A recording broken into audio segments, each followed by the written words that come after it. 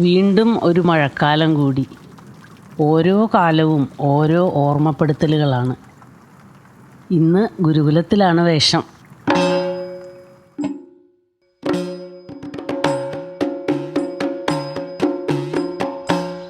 അവിടുത്തെ ഓരോ അവതരണങ്ങളും എൻ്റെ തുടക്കത്തിലേക്കുള്ള തിരിച്ചുപോക്കാണ്.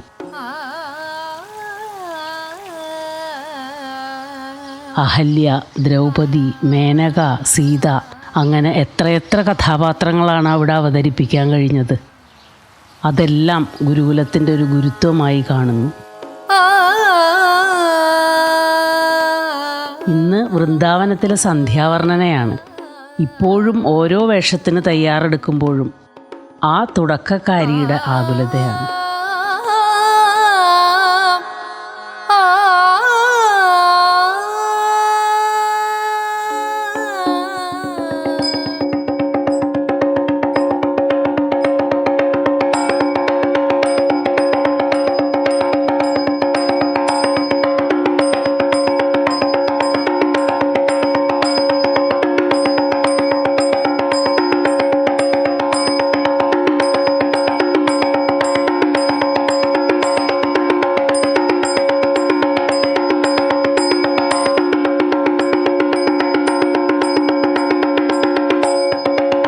ഇന്ന് ഇരിങ്ങാലക്കുട അമ്മന്നൂർ ഗുരുകുലത്തിലാണ് നങ്ങ്യാർകൂത്ത്.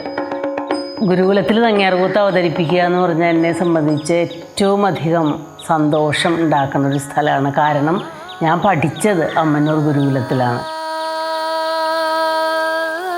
ചെറിയ പ്രായത്തിൽ തന്നെ ഗുരുകുലത്തിലെ വിദ്യാർത്ഥിനിയായിട്ട് ഞാൻ ചേരുകയാണ്. അമ്മന്നൂർ ചാച്ചു ചാക്യാർ സ്മാരക ഗുരുകുലം എന്ന പേരിൽ 82-ലാണ് ഗുരുകുലം ആരംഭിക്കുന്നത്. അമ്മന്നൂർ മാധവ ചാക്യാരാശാൻ്റെ നേതൃത്വത്തിൽ, ശ്രീ വേണുജിയുടെ നേതൃത്വത്തിൽ ആരംഭിച്ച അമ്മന്നൂർ ഗുരുകുലത്തിലെ ആദ്യത്തെ വിദ്യാർത്ഥിനിയായിട്ടാണ് ഞാൻ എത്തുന്നത്.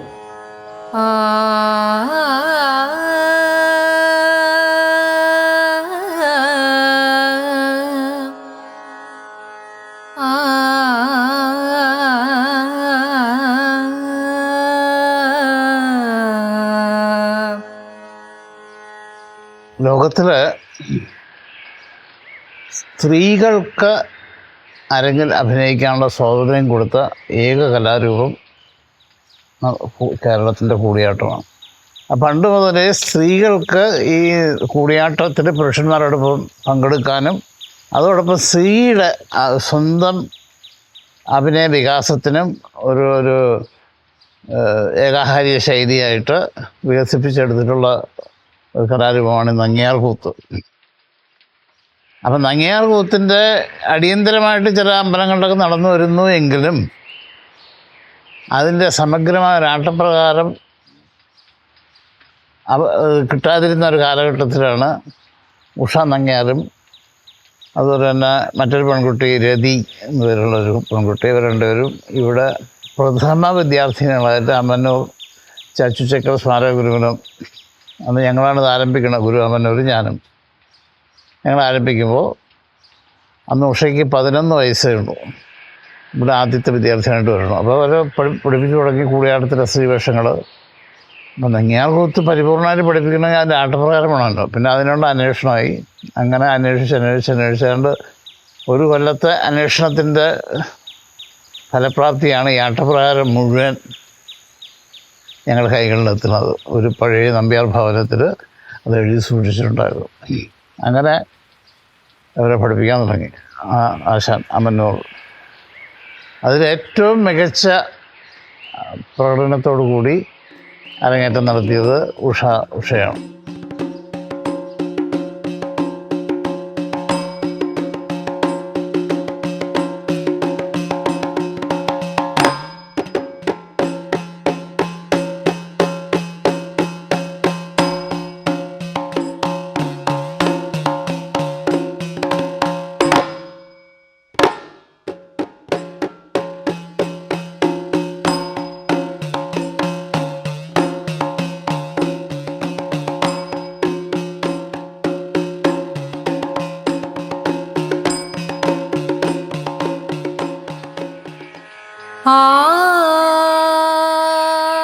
ഞാൻ ജനിച്ച് വളർന്നത് കൂട്ടുകുടുംബത്തിലാണ്. 30-35 പേര് അടങ്ങിയ ഒരു വലിയ കുടുംബം. ആ കുടുംബത്തിലാണ് ജനിച്ച് വളർന്നത്. അച്ഛൻ ചാത്തക്കുടം കൃഷ്ണൻ നമ്പ്യാർ, അമ്മ കുമാരനെല്ലൂർ എഴുമാമഠത്തിൽ സരസ്വതി നങ്ങ്യാരമ്മ. അച്ഛനും അമ്മയ്ക്കും കുറേ പ്രായം ചെന്നതിന് ശേഷം ഉണ്ടായ മകളാണ് ഞാനൊരാളേ ഉള്ളൂ, ഒരു മകളാണ്. അച്ഛൻ കൂടിയാട്ടത്തിൻ്റെ മിഴാവ് പൊട്ടിയിരുന്ന ആളാണ്. മാത്രമല്ല കുടുംബത്തിലെ മൂത്ത മകനായതുകൊണ്ട് അച്ഛൻ തന്നെയാണ് കുടുംബത്തിൻ്റെ അടിയന്തരങ്ങളൊക്കെ നടത്തി പോന്നിരുന്നത്.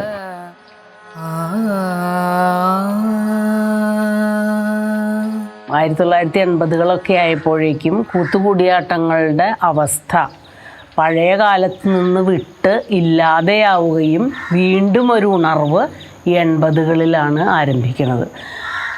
ആ കാലമൊക്കെ ആയപ്പോഴേക്കും എല്ലാ നമ്പ്യാർ കുടുംബങ്ങളിലെയും ചാക്യാർ കുടുംബങ്ങളിലെയും ആളുകളൊക്കെ ഈ തൊഴിൽ നിർത്തി മറ്റ് ജോലികൾക്കായിട്ട് പോവുകയും അതിന് പ്രത്യേകിച്ചും പ്രധാന സംഗതി കേരളത്തിലെ കൂട്ടുകുടുംബ വ്യവസ്ഥിതി തകർന്നു എന്നുള്ളതാണ്.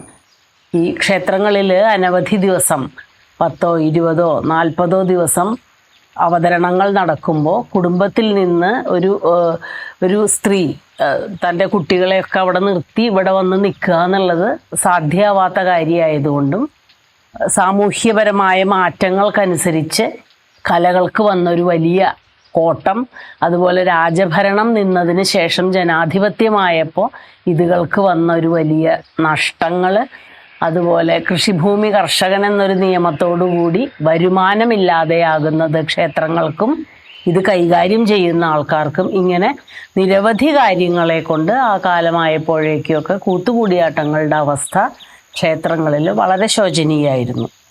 കുടുംബങ്ങളിലാണെങ്കിൽ ഏതെങ്കിലും ഒരാളെ, ഒരു പക്ഷേ മൂത്ത മകനെയോ മകളെയോ ആ ചുമതല ഏൽപ്പിച്ച് ബാക്കി കുടുംബാംഗങ്ങളെല്ലാം വേറെ തൊഴിലുകൾക്ക് പോകുന്ന ഒരവസ്ഥയാണ് ഉണ്ടായിരുന്നത്. അങ്ങനെ മൂത്ത മകനായതുകൊണ്ടായിരിക്കാം എൻ്റെ അച്ഛൻ ഇതിൻ്റെ ചുമതല ഏൽക്കുകയും എല്ലാ ക്ഷേത്രങ്ങളിലും അച്ഛൻ പോയി ഈ അവതരണങ്ങൾ നടത്തുകയും ചെയ്തിട്ടുണ്ടാവുക. അച്ഛൻ്റെ ആഗ്രഹം കൊണ്ടാണ് ഞാൻ കൂത്തും കൂടിയാട്ടവും പഠിക്കാൻ ആരംഭിക്കുന്നത്. ആദ്യം അമ്മന്നൂർ കുട്ടൻ ചാക്യാരാശാനാണ് പഠിപ്പിച്ചത്. ആദ്യത്തെ ഒരു 3-4 വർഷത്തോളം കുട്ടൻ ചാക്യാരാശാൻ്റെ അടുത്താണ് പഠിച്ചത്. പിന്നീട് 83-ൽ ഗുരുകുലത്തിൻ്റെ ആദ്യത്തെ കൂടിയാട്ടം ഫെസ്റ്റിവൽ ഇരിങ്ങാലക്കുട കൂടൽമാണിക്യ ക്ഷേത്രത്തിൽ വെച്ച് നടത്തുന്നു. കൂടൽമാണിക്യ ക്ഷേത്രത്തിൽ ആദ്യത്തെ ഫെസ്റ്റിവൽ നടക്കുന്ന സമയത്ത് അശോകവനികാംഗം എന്ന കൂടിയാട്ടം 16 ദിവസമായിട്ട് അവിടെ അവതരിപ്പിക്കുകയാണ്.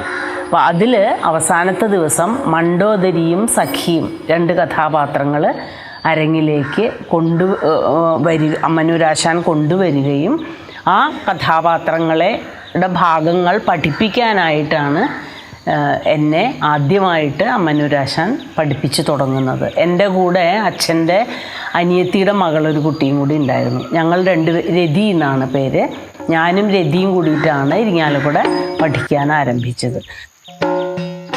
82-83 വരെ കൂടിയാട്ടത്തിൽ അന്ന് നിലനിൽക്കുന്ന ചെറിയ വേഷങ്ങൾ പഠിക്കുക, നിർവഹണ ശ്ലോകങ്ങൾ അവതരിപ്പിക്കുക, നങ്ങ്യാർ കൂത്തിൻ്റെ പുറപ്പാട് പഠിക്കുക തുടങ്ങിയ കാര്യങ്ങളൊക്കെ ചെയ്തു കഴിഞ്ഞ് 83-84 കൂടിയാണ് നങ്ങ്യാർ കൂത്തിൻ്റെ ഭാഗങ്ങൾ അഭ്യസിക്കാൻ ആരംഭിക്കുന്നത്.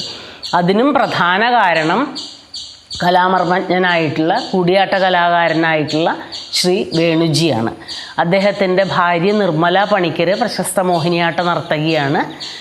നിർമ്മല ചേച്ചി മോഹിനിയാട്ടത്തിൻ്റെ വേരുകൾ അന്വേഷിച്ച് നടന്ന് നങ്ങ്യാർ കൂത്ത് എന്ന പേരിൽ സ്ത്രീകൾ മാത്രം ചെയ്യുന്ന ഒരു കലാരൂപം ഇവിടെ ഉണ്ട് എന്ന് മനസ്സിലാക്കി അത് അന്വേഷിച്ചെത്തുകയും അതിൻ്റെ എഴുതിയ എന്തെങ്കിലും ഗ്രന്ഥങ്ങളുണ്ടോ എന്ന് അന്വേഷിച്ച് അതൊരു സ്ഥലത്ത് നിന്ന് വേണുവേട്ടൻ സംഘടിപ്പിച്ച് ഇരിങ്ങാലക്കുട അമ്മന്നൂരാശാൻ്റെ അടുത്ത് കൊണ്ടു കൊടുക്കുകയും അമ്മന്നൂരാശാൻ ആ ആട്ടപ്രകാരം മുഴുവൻ വായിച്ച് രണ്ടാമത് എഴുതി ഉണ്ടാക്കിയിട്ടാണ് ഞങ്ങളെ പഠിപ്പിക്കാൻ ആരംഭിക്കുന്നത്. എനിക്ക് തോന്നണേ ഒരു 85-86 ശേഷമാണ് ഇവിടെ കേരളത്തിൽ ഈ നങ്ങ്യാർ കൂത്ത് വീണ്ടും ആരംഭിക്കുന്നത്. ശരിക്കും റിവൈവ് ചെയ്തത് തന്നെയാണ് നങ്ങ്യാർകൂത്ത്. അമ്മന്നൂരാശാൻ്റെ ചിന്തകളിൽ നിന്ന്, അദ്ദേഹത്തിൻ്റെ ഒരു അനുഭവങ്ങളിൽ നിന്ന്, അരങ്ങ് പരിചയത്തിൽ നിന്ന് ഉണ്ടായി വന്നതാണ് തീർച്ചയായും ഇന്ന് കാണുന്ന നങ്ങ്യാർകൂത്ത്. എന്നിട്ട് ഒരു 86-87 കാലഘട്ടത്തിലാണ് വടക്കുംനാഥ ക്ഷേത്രത്തിൽ ആദ്യമായിട്ട് നങ്ങ്യാർകൂത്ത് ഒറ്റ ദിവസമായിട്ട് അവതരിപ്പിക്കുന്നത്. ഏറ്റവും വലിയൊരു മാറ്റമായിരുന്നു അത്. കാരണം അതുവരെ ഇതിൻ്റെ ഒരവസ്ഥ ഈ ശ്രീകൃഷ്ണചരിതം കഥ മുഴുവൻ അവതരിപ്പിക്കുക എന്നുള്ളതാണ്. 10 അല്ലെങ്കിൽ 7 ക്ഷേത്രങ്ങളിൽ എങ്ങനെയാണ് പതിവ് എന്നുണ്ടെങ്കിൽ അതുപോലെ അവതരിപ്പിക്കലായിരുന്നു അതിൻ്റെ ഒരു രീതി. അതിൽ നിന്ന് വിഭിന്നമായിട്ട് ഏതെങ്കിലും ഒരു ഭാഗം എടുത്ത് ഒരു 1.5 മണിക്കൂറോളം 2 മണിക്കൂറോളം നീണ്ടു നിൽക്കുന്ന ഒരു ഭാഗമായി അവതരിപ്പിക്കുക എന്നുള്ളത് ആ സമയത്താണ് തുടങ്ങിയത്. പിന്നീട് അങ്ങോട്ട് ഒരു 4-5 വർഷക്കാലം അമ്മന്നൂരാശാൻ്റെ അടുത്ത് നങ്ങ്യാർകൂത്ത് മുഴുവൻ 217 ശ്ലോകവും വൃത്തിയായിട്ട് പഠിക്കാനുള്ളൊരു ഭാഗ്യം എനിക്കുണ്ടായി. 90 മുതൽ 95 വരെയുള്ള കാലഘട്ടത്തിലാണ് നങ്ങ്യാർകൂത്ത് പൂർണ്ണമായും സമ്പൂർണമായി അരങ്ങിൽ അവതരിപ്പിച്ചത്. ശരിക്കും പറഞ്ഞാൽ ഒരു 300, 400, 500 കൊല്ലം മുമ്പ് ആരെങ്കിലും ചെയ്തിട്ടുണ്ടെങ്കിലേ ഉള്ളൂ അത്. നമുക്ക് തെളിവുകളൊന്നുമില്ല, ആരും മുഴുവനായിട്ട് ചെയ്തു എന്നുള്ളത് നമ്മൾ കേട്ടിട്ടില്ല അതുവരെ. പിന്നീട് ഈ 90കളിലാണ് നങ്ങ്യാർകൂത്ത് സമ്പൂർണ്ണമായിട്ട് ഇവിടെ അവതരിപ്പിക്കപ്പെടാനുള്ള അവസരം ഉണ്ടാകുന്നത്. എനിക്ക് ഏറ്റവും വലിയ സന്തോഷമുണ്ടാക്കിയ ഒരു സംഗതി, ഒരു അതിപ്രഗത്ഭനായ, ലോകം മുഴുവൻ ആരാധിക്കുന്ന ബഹുമാനിക്കുന്ന ഒരാചാര്യൻ ഇത് മുഴുവൻ അദ്ദേഹത്തിൻ്റെ മുമ്പിൽ വെച്ച് നമ്മളെ ചൊല്ലിയാടിച്ച് അരങ്ങിൽ മുഴുവൻ ചെയ്യാൻ പറ്റി എന്നുള്ളത് ഒരു പ്രധാന സംഗതിയായിട്ട് എനിക്ക് പലപ്പോഴും തോന്നാറുണ്ട്. തനും തനും തനും തദം നും തനും തനും തനും തും തനം ത. അമ്മന്നൂരാശാനൊക്കെ ഉണ്ടായിരുന്ന സമയത്ത് നമ്മൾ പഠിക്കണ കാലത്താണെങ്കിലും പരിപാടികളൊക്കെ അവതരിപ്പിക്കുന്ന അവതരണങ്ങളുള്ള കാലത്താണെങ്കിലും കൃത്യമായൊരു ചിട്ട പാലിച്ചുകൊണ്ടാണ് എല്ലാവരും ചെയ്തിരുന്നത്. വെളുപ്പിനെ വളരെ നേരത്തെ 4 മണിയോടുകൂടി 4-4:30 എഴുന്നേൽക്കുക. ആദ്യത്തെ ഒരു 2 മണിക്കൂർ സാധകം ചെയ്യുക. സാധകത്തിന് ശേഷം എല്ലാവരും കുളിക്കാൻ നിർബന്ധമായിട്ട് പോകണം. കുളിച്ച് ക്ഷേത്രം അടുത്തുണ്ടെങ്കിൽ അമ്പലത്തിൽ പോയി തൊഴുതു വന്ന് ജപിക്കണ ആൾക്കാർക്ക്, പ്രായമായവരാണ് അത് അധികവും ചെയ്തിരുന്നത്, നമ്മളോട് പറയും ചെയ്യണം എന്ന് പറയും എന്നല്ലാതെ. കാരണം വളരെ ഏകാഗ്രമായിട്ട് മനസ്സിനെ സൂക്ഷിക്കാൻ വേണ്ടി നാമം ജപിക്കുക എന്നുള്ള കാര്യങ്ങളൊക്കെ ചെയ്തിട്ടുണ്ടാവുക. എനിക്ക് തോന്നുന്നു അമ്മന്നൂരാശാൻ്റെയൊക്കെ സമയത്ത് ഞാൻ വ്യക്തമായി ഓർക്കുന്നുണ്ട്. വെളുപ്പിനെ എഴുന്നേറ്റ് അദ്ദേഹം കുളിച്ച് കുടൽമാണിക്യം ക്ഷേത്രത്തിൽ പോയി തൊഴുതു വന്നിട്ട് 9 മണി വരെയാണ്, 5 മുതൽക്ക് 9 മണി വരെയാണ് കുളിയും തൊഴലും നാമജപവും കൊണ്ടുപോയിരുന്നത്. 300-ലധികം നമസ്കാരം ഒരു ദിവസം സൂര്യ നമസ്കാരം അദ്ദേഹം ചെയ്തിരുന്നു. പ്രധാന കാരണം ആരോഗ്യത്തിൻ്റെ രക്ഷ എന്നുള്ളത്, ആരോഗ്യം സംരക്ഷിക്കുക എന്നുള്ളത് തന്നെയാണ് പ്രധാനമായിട്ട് അതുകൊണ്ട് ഉദ്ദേശിച്ചിരുന്നത്. അദ്ദേഹമൊക്കെ ദേവി മഹാത്മ്യമൊക്കെ ദിവസവും പാരായണം ചെയ്തിരുന്ന ആളാണ്. മണിക്കൂറുകളോളം നാമം ജപിച്ച് മനസ്സിനെ അടക്കി കൃത്യമായൊരു നിഷ്ഠ പാലിച്ചിരുന്ന ആൾക്കാരാണ്. കുറേയൊക്കെ ഞങ്ങൾക്കും പിന്തുടരാനുള്ള ഒരു അവസരം ഉണ്ടായിട്ടുണ്ട്. പക്ഷേ ഞങ്ങൾ ഒപ്പം മറ്റ് പഠനങ്ങളും കൂടിയും കൊണ്ടുപോയിരുന്ന ആൾക്കാരായതുകൊണ്ട് അത്രയും അവരുടെ കാലത്തുള്ളൊരു ചിട്ടയൊന്നും ഞങ്ങൾക്ക് സ്വാധീനിക്കാൻ പറ്റിയിട്ടില്ല. എങ്കിലും കണ്ടു മനസ്സിലാക്കാനുള്ള അവസരങ്ങൾ ഉണ്ടായിട്ടുണ്ട്. അങ്ങനെ കൃത്യമായൊരു ചിട്ടയോടുകൂടി. അതുപോലെ തന്നെയാണ് ഭക്ഷണത്തിൻ്റെ കാര്യങ്ങൾ. രാവിലെ കുളിച്ച് ക്ഷേത്രത്തിൽ പോയി വന്നിട്ടാണ് ഭക്ഷണം കഴിക്കാനുള്ളൊരു അനുവാദമുള്ളത്. പണ്ട് കാലത്ത് കുടുംബങ്ങളിലും അങ്ങനെ തന്നെയാണ്, ഗുരുകുലങ്ങളിലും അങ്ങനെ തന്നെയാണ്. അപ്പോൾ ഈ ഭക്ഷണത്തിനും ആ കൃത്യസമയങ്ങളിൽ മാത്രമാണ് ഭക്ഷണം കഴിക്കുക. ഇന്നത്തെ പോലെ എപ്പോൾ വേണമെങ്കിൽ കിട്ടുക, ധാരാളം കിട്ടുക അങ്ങനെയുമില്ല. കഴിക്കുമ്പോൾ നല്ലോണം ഭക്ഷണം കഴിക്കാം, പക്ഷേ കൃത്യമായ സമയത്ത് ഭക്ഷണം കഴിക്കുന്നത് തന്നെ ആരോഗ്യത്തിന് പ്രധാനപ്പെട്ട ഒരു സംഗതിയാണ്. അപ്പോൾ ആരോഗ്യ പരിരക്ഷ എന്നുള്ളത് ഈ അഭ്യാസകാലത്ത് വളരെയധികം പ്രാധാന്യമായിട്ടുള്ള ഒന്നാണ്. പ്രത്യേകിച്ചും കർക്കിടക മാസത്തിലൊക്കെ പുരുഷന്മാർക്ക്, ആൺകുട്ടികൾക്ക് ഉഴിച്ചിലുണ്ടാവും. സ്ത്രീകൾക്ക് അന്ന് ഉഴിച്ചിലുണ്ടായിരുന്നില്ല. ഈ അടുത്ത കാലത്താണ് നമ്മൾ കുറേശ്ശെ ഉഴിച്ചിലൊക്കെ ചെയ്യാൻ തുടങ്ങിയേക്കണേ. പണ്ട് കാലത്ത് പുരുഷന്മാർക്ക് മാത്രമേ ഉള്ളൂ ഉഴിച്ചിൽ. ഈ ഉഴിച്ചിൽ കാലം എന്ന് പറയുന്നതും ഏറ്റവും അധികം ആരോഗ്യം സൂക്ഷിക്കുന്ന ഒരു സമയമാണ് അത്. ഇങ്ങനെ ചിട്ടയായ അഭ്യാസക്രമത്തിലൂടെ, ചിട്ടയായ ഭക്ഷണക്രമത്തിലൂടെ, മാനസികമായ അടക്കത്തിലൂടെ ഈ പഠനകാലം കൊണ്ടുപോകേണ്ടത് നല്ലൊരു കലാകാരൻ ഉണ്ടായി വരാൻ വളരെയധികം സഹായിക്കും എന്നുള്ളതിന് യാതൊരു സംശയവുമില്ല.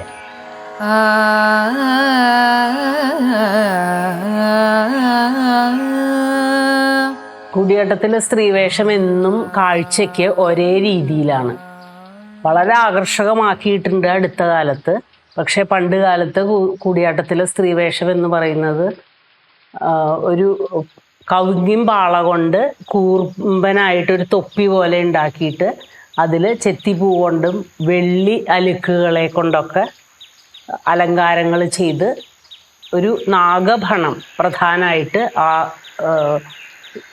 കേശാലങ്കാരത്തിൽ വയ്ക്കും. പിന്നെ ഒരു ഗാത്രിക എന്ന് പറഞ്ഞാൽ മുലക്കച്ച എന്നർത്ഥം. ഗാത്രിക ഉപയോഗിക്കും. അതുപോലെ ഒരു ഉത്തരീയമിടും. ഇത്രേ വളരെ പ്രാധാന്യമായിട്ട് കൂടിയാട്ടത്തിലെ സ്ത്രീ വേഷങ്ങൾക്ക് കണ്ടിട്ടുള്ളൂ. പിന്നെ എന്തെങ്കിലും അവരവർക്കുള്ള പോലെയുള്ള ആഭരണങ്ങൾ അണിയാമെന്നല്ലാതെ പ്രത്യേക തരത്തിലുള്ള ഒന്നും സ്ത്രീവേഷങ്ങൾക്ക് ഉണ്ടായിരുന്നില്ല. അതിന് മാറ്റം വരുന്നത് കേരള കലാമണ്ഡലത്തിൽ പൈങ്കുളം രാമചാക്യാർ കൂത്തിനും കൂടിയാട്ടത്തിനും ഒരു കളരി ആരംഭിക്കുകയും അവിടെയുള്ള റിവൈവലിൻ്റെ ഭാഗമായിട്ട് ഗോവിന്ദ വാര്യരാശാൻ, രാംമോഹനാശാൻ തുടങ്ങിയവർ കൂടിയിട്ട് കൂടിയാട്ടത്തിൽ ഇന്ന് കാണുന്ന സ്ത്രീവേഷത്തിൻ്റെ ഒരു സൗന്ദര്യം ഉണ്ടാക്കിയെടുത്തത് രാമചാക്യാരാശാൻ്റെ നേതൃത്വത്തിൽ അവിടെയാണ്. കിരീടമൊക്കെ മരം കൊണ്ട് തന്നെ, അതായത് പുരുഷവേഷങ്ങളുടെ പോലെ തന്നെ മരങ്ങളിൽ കൊത്തിയുണ്ടാക്കിയിട്ടുള്ള, മരത്തടിയിൽ കൊത്തിയുണ്ടാക്കിയിട്ടുള്ള ചെറിയ മെയ്യാഭരണങ്ങളും കിരീടവും ഒക്കെ ഉണ്ടാക്കിയിട്ട് ചെത്തിപ്പൂവിന് പകരം കമ്പിളി പോലുള്ള സാധനങ്ങളെ കൊണ്ട് അലങ്കാരങ്ങൾ വച്ചിട്ട് അങ്ങനെ സമൂലം ശരിക്കു പറഞ്ഞാൽ മുഴുവനായിട്ട് മാറ്റിയൊരു രീതിയിൽ, പുതിയ കാലഘട്ടത്തിലേക്ക് ഉതകുന്ന രീതിയിൽ സ്ത്രീവേഷത്തെ പരിഷ്കരിക്കുകയാണ് ചെയ്തത്. 3 കാര്യങ്ങൾ അപ്പോഴും പഴയതിൽ നിന്ന് യാതൊരു മാറ്റവും സംഭവിച്ചില്ല. ഒന്ന്, ശിരസിലണിയുന്ന നാഗഭണം. അത് മുകളിലായിരുന്നത് കുറച്ച് താഴത്തേക്ക് ഇറക്കി വെച്ചിട്ടുണ്ട് എന്നല്ലാതെ നാഗഭണം അതിൽ കൃത്യമായിട്ടും ഘടിപ്പിച്ചിട്ടുണ്ട്. പിന്നെ ഒന്ന് ഗാത്രിക, അതുപോലെ ഉത്തരീയം. ഇത് 3ഉം ഒരു പ്രതീകമായിട്ട് നമുക്ക് നങ്ങ്യാർകൂത്തിൻ്റെ അല്ലെങ്കിൽ കൂടിയാട്ടത്തിലെ സ്ത്രീവേഷങ്ങളുടെ ഒരു അടയാളമായിട്ട് നമുക്ക് എടുക്കാൻ പറ്റും. മുഖത്ത് പണ്ട് കാലത്ത് പഴുപ്പ് കളറിൽ, പഴുത്ത കടക്കയുടെ കളറിലുള്ള അതാണ് മുഖത്ത് തേച്ചിരുന്നത്. ചായില്യം എന്നാണ് അതിന് പറയുക. ചായില്യത്തിൽ മനയോല കൂട്ടിയിട്ട് അല്പം കളർ കുറച്ച് അതാണ് മുഖത്ത് അണിഞ്ഞിരുന്നത്. കണ്ണും പുരികവും എഴുതും. അരിമാവ് കൊണ്ട് കുമ്പളക്കുരു ആകൃതിയിൽ നെറ്റിയിൽ പൊട്ട് തൊടുകയാണ് പണ്ട് കാലത്ത് ചെയ്തിരുന്നത്. ഇന്ന് പക്ഷേ ഉപയോഗിക്കുന്നത് മനയോല, ചായില്യം പോലെയുള്ള സംഗതികൾ പഴയ കാലത്ത് ഉപയോഗിച്ചിരുന്ന മുഖത്തെഴുത്ത് സാധനങ്ങളാണെങ്കിലും അതിൻ്റെ ഉപയോഗത്തിൽ ചില വ്യത്യാസങ്ങൾ വന്നിട്ടുണ്ട് എന്ന് മാത്രം. ഈ നെയ്യിൽ അരച്ച് തേച്ചിരുന്നത് വെള്ളത്തിൽ അരച്ചിട്ടാണ് ഇപ്പോൾ മനയോല ഞങ്ങൾ തേക്കാറുള്ളത്. കുറച്ചും കൂടി മഞ്ഞ ആക്കിയിട്ടുണ്ട്. മനയോല കൂടുതൽ ഇട്ട് ചായില്യം കുറച്ച് മുഖത്ത് തേപ്പിന് മിനുക്ക് എന്ന രീതിയിലുള്ള ഒരു വിഭാഗത്തിലേക്ക് മാറ്റിയിട്ടുണ്ട് സ്ത്രീവേഷങ്ങളുടെ മുഖത്തെഴുത്ത്. കണ്ണും പുരികവുമൊക്കെ എഴുതി അതേപോലെ തന്നെ പഴയകാല സമ്പ്രദായം പോലെ തന്നെ ആണ് കൂടിയാട്ടത്തിലെ സ്ത്രീവേഷങ്ങൾ ഇന്ന് അണിഞ്ഞൊരുങ്ങുന്നത്.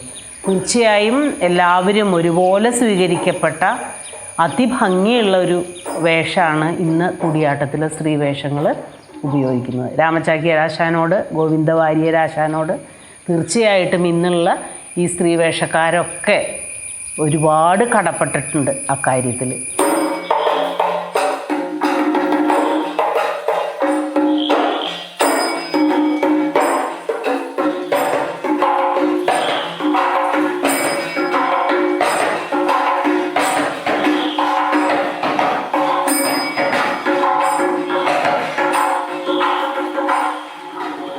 ഉഷേടത്തിയോട് എനിക്ക് വളരെ ആദരവ് തോന്നിയിട്ടുണ്ട്. അതിന് പല കാരണങ്ങളുണ്ട്.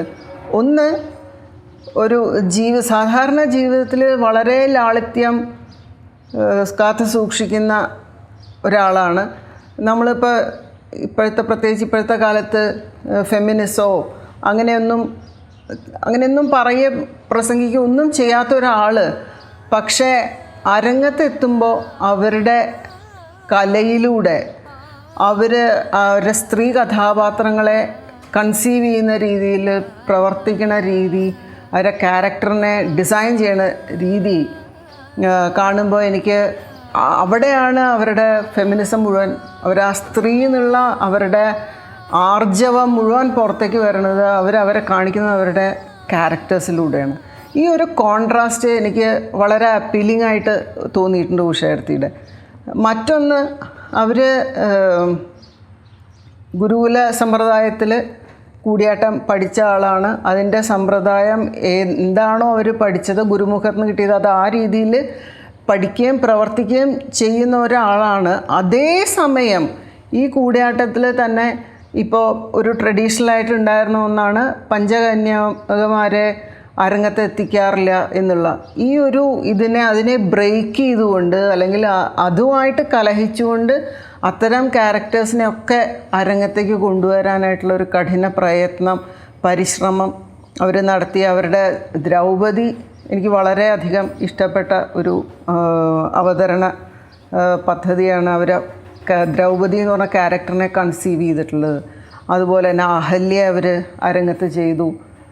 പിന്നെ അവർ ഈ ടെക്സ്റ്റുകളിൽ നിന്നും ഒഴിവാക്കിയിട്ടുള്ള അല്ലെങ്കിൽ നാടകത്തിൽ നിന്നും പണ്ട് ഒഴിവാക്കിയിട്ടുള്ള പഴയ കഥാപാത്രങ്ങളെയും തിരിച്ചു കൊണ്ടുവന്ന് ഓരോന്നായിട്ട് അവർ ചെയ്തു എന്നുള്ളതും ചെയ്യണു എന്നുള്ളതും അത് അവർ കൂടിയാട്ടത്തിനോട് ചെയ്യുന്ന അവരുടെ ഡെഡിക്കേറ്റഡ് ആയിട്ടുള്ള ഒരു അപ്രോച്ചാണ് അത് കാണിക്കുന്നത്. അതേസമയം ഈ ഒരു രണ്ട് ജീവിതത്തിൽ ഒരു രീതിയിലും അരങ്ങത്തെത്തുമ്പോൾ വേറെ രീതിയും കാണുമ്പോൾ എനിക്ക് വളരെ അത്ഭുതവും ആദരവും തോന്നാറുണ്ട്.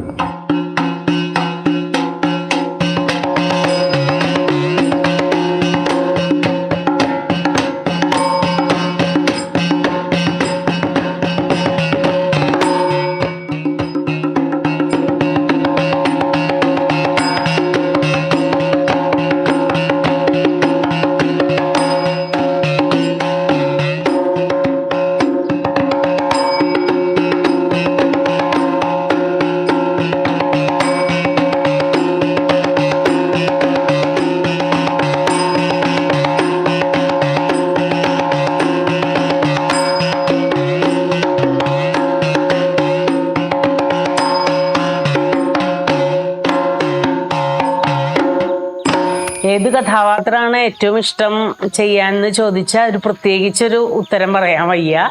കാരണം എത്ര ചെറിയ കഥാപാത്രമാണെങ്കിലും എത്ര സാധ്യതയുള്ള കഥാപാത്രമാണെങ്കിലും അത് വൃത്തിയായിട്ടും നല്ലോണം ഉൾക്കൊണ്ടും ചെയ്യുക എന്നുള്ളത് തന്നെയാണ് പ്രധാനമായിട്ടുള്ളൊരു സംഗതി.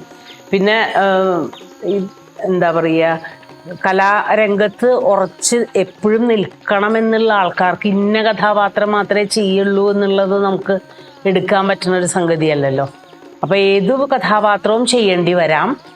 അതിനെ പരമാവധി ഉൾക്കൊണ്ടുകൊണ്ട് ചെയ്യുക എന്നുള്ളതാണ്. അതുകൊണ്ട് തന്നെ കഥാപാത്രങ്ങളോടൊക്കെ സ്നേഹമാണ്, എന്ത് ചെയ്യാനും ഇഷ്ടമാണ്. പിന്നെ നമ്മളുടെ ചിന്തകളിൽ നിന്ന് വന്ന ചില കഥാപാത്രങ്ങൾ ചെയ്യണ സമയത്ത് നമുക്ക് കുറച്ച് ചിലപ്പോൾ കൂടുതലൊരു ഇഷ്ടം തോന്നാറുണ്ട്. പ്രത്യേകിച്ച് മണ്ഡോദരിയൊക്കെ ചെയ്യുമ്പോൾ മണ്ഡോദരി കൃത്യമായിട്ടുള്ള ചിട്ടയോടുകൂടി എഴുതപ്പെട്ടിട്ടുള്ള ഒരു ഭാഗമാണ്. അപ്പോൾ മണ്ഡോദരി ചെയ്യണത് വലിയ ഇഷ്ടം തോന്നാറുണ്ട്. അതേപോലെ ദ്രൗപദിയുടെ ഭാഗമാണെങ്കിൽ വളരെ എന്താ പറയുക, പ്രതികരിക്കുന്ന ഒരു സ്വഭാവമായിട്ടുള്ള ദ്രൗപദിയാണ് നമുക്ക് കാണാൻ പറ്റുക. ഈ ദ്യൂതസഭയുടെ ഭാഗത്തൊക്കെ, ചൂതുകളിയുടെ സഭയിൽ വസ്ത്രാക്ഷേപ സമയത്ത് ഒക്കെ ചുറ്റുപാടുകളോടും ഇങ്ങനെ മിണ്ടാതെ നിൽക്കുകയല്ലോ, ചുറ്റുപാടുകളോട് പ്രതികരിച്ച് വരുന്ന ഒരു ദ്രൗപദിയായിട്ട്. അഹല്യ ചെയ്തപ്പോഴതുപോലെ, അഹല്യ എനിക്കൊരു വളരെ ഇഷ്ടപ്പെട്ട ഒരു ഭാഗമാണ്. കാരണം അഹല്യയിൽ ഒരു പുതിയ ഇന്നവേഷൻ അല്ലെങ്കിൽ പുതിയൊരു കണ്ടെത്തൽ എനിക്ക് തോന്നുന്നു അറിയാതെ സംഭവിച്ചു പോയിട്ടുണ്ട് എന്നാണ് എനിക്ക് തോന്നുന്നത്. കാരണം അഹല്യ അതുപോലെയാണ് സ്വീകരിക്കപ്പെട്ടത് ആൾക്കാരുടെ ഇടയിൽ. ധാരാളം അവസരങ്ങൾ അതിനുണ്ടാവുന്നുണ്ട്, ഇപ്പോഴും നടന്നുകൊണ്ടിരിക്കുന്നുണ്ട്. ഈ അഹല്യാമോക്ഷം ചെയ്യാൻ യഥാർത്ഥത്തിൽ എനിക്ക് അത്ര ഇഷ്ടമുണ്ടായിരുന്നില്ല. കാരണം വെറുതെ രാമായണത്തിൽ നിന്നൊരു കഥാപാത്രത്തിനെ എടുത്തു, ഗൗതമനും അഹല്യയും കൂടെ ജീവിക്കുന്നു. ഇന്ദ്രൻ ഇവളെ കണ്ട് മോഹിച്ചു വന്നു, ഇന്ദ്രൻ സ്വീകരിച്ചു, ഗൗതമൻ കയറി വന്നു, ശപിച്ചു, കല്ലായി കടന്നു, രാമൻ വന്നു, രക്ഷപ്പെടുത്തി. അങ്ങനെയാണ് പൊതുവെ അഹല്യയുടെ ഒരു കഥ. പക്ഷെ അതങ്ങനെ വെറുതെ ഇങ്ങനെ ഒരു കഥ അവതരിപ്പിക്കണതിന് എന്താണ് കാര്യമെന്നുള്ള ഒരു ചിന്ത വന്നപ്പോഴാണ് ഈ അഹല്യയ്ക്ക് എന്തുകൊണ്ടാണ് അങ്ങനെ ഒരു അവസ്ഥ വന്നത്. അഹല്യയാണെങ്കിൽ പഞ്ചകന്യകളിൽ ഒരാളുമാണ്. അപ്പം ഈ രാമായണം എടുത്തുള്ളൊരു വായന, രാമായണത്തിലെ ഓരോ വരികളും നമ്മൾക്ക് ഉണ്ടാക്കി തന്ന ഒരു ഉൾക്കാഴ്ച, അതിൻ്റെ ഒരർത്ഥം ഒക്കെ മനസ്സിലാക്കിയപ്പോഴാണ് അഹല്യ എന്നൊരു കഥാപാത്രം എൻ്റെ ഉള്ളിൽ തെളിഞ്ഞു വന്നതും എങ്ങനെ ഇത് അവതരിപ്പിക്കണം എന്നുള്ളൊരു തോന്നലും ഉണ്ടാവണത്. ഇപ്പോൾ ബാഹ്യമായിട്ടുള്ളൊരു സാധ്യതയേക്കാൾ കൂടുതൽ ആന്തരികമായി അതിനെ എങ്ങനെ കൊണ്ടുപോകാൻ പറ്റുമെന്നുള്ളത് ശ്രദ്ധിക്കേണ്ട ഒരു സംഗതിയാണ്. അതനുസരിച്ചാണ് അഹല്യയിലെ അഭിനയ ഭാഗങ്ങൾ എൻ്റെ മനസ്സിൽ ഉണ്ടായി വന്നതും അരങ്ങിൽ അവതരിപ്പിച്ചതും. അതുകൊണ്ട് തന്നെ അഹല്യയുടെ ഉള്ളിലുണ്ടായിരുന്ന കല്ലായി ഉറച്ചുപോയി, മറ്റുള്ളവർ കാണുമ്പോൾ ഒരു കല്ലാണ്, പക്ഷെ അതിൻ്റെ ഉള്ളിൽ ജീവിച്ചിരിക്കുന്ന ഒരു സ്ത്രീയുണ്ട്. അനങ്ങാൻ പറ്റാതെ, കണ്ണിമ പോലും അടയ്ക്കാൻ പറ്റാതെ, ശബ്ദമുണ്ടാക്കാൻ പറ്റാതെ, കയ്യൊന്നനക്കാൻ പറ്റാതെ കാലങ്ങളോളം സഹിച്ചുകൊണ്ട് ഇരിക്കുന്ന ഒരു സ്ത്രീ.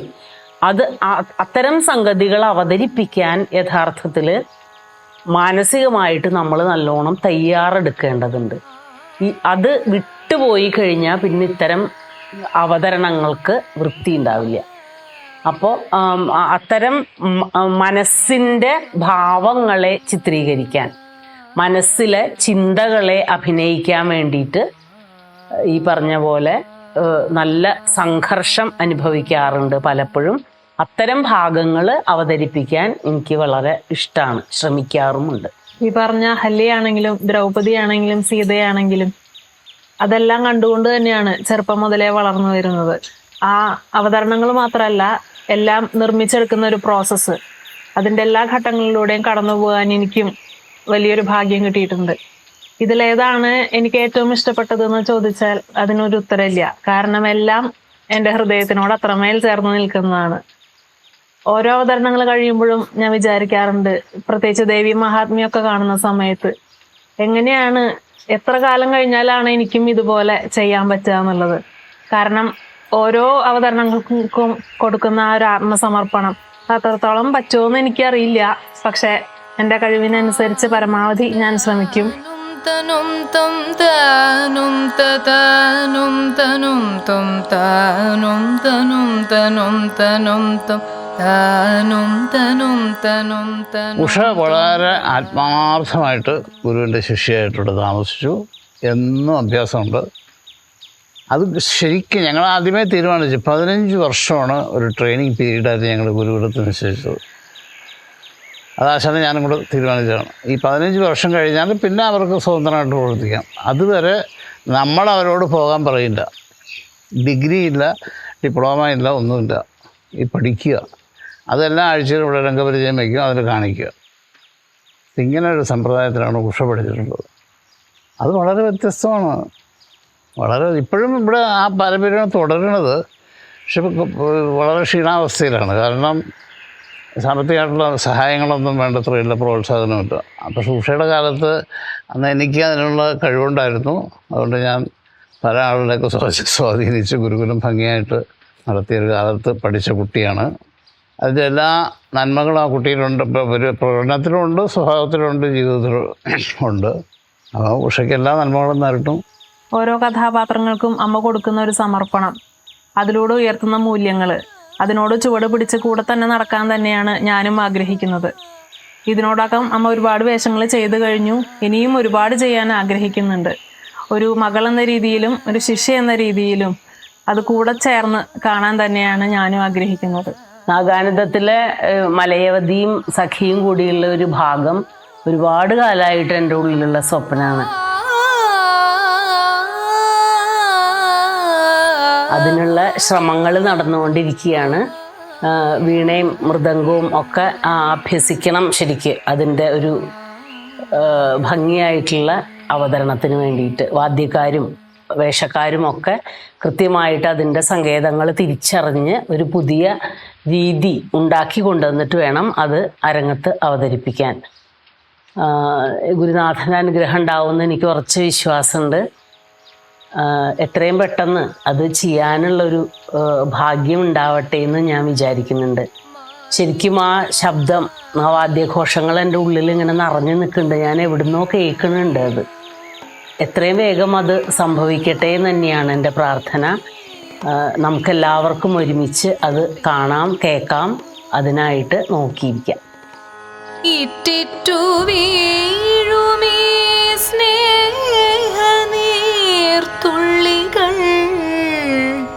ഇന്നെൻ്റെ മേനിയെ പുൽകിടുമ്പോൾ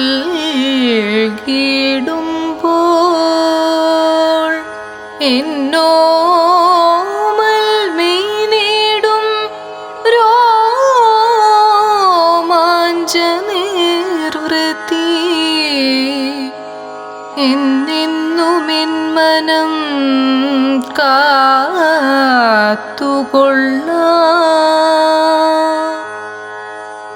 മാരിക്കാറില്ലാതെ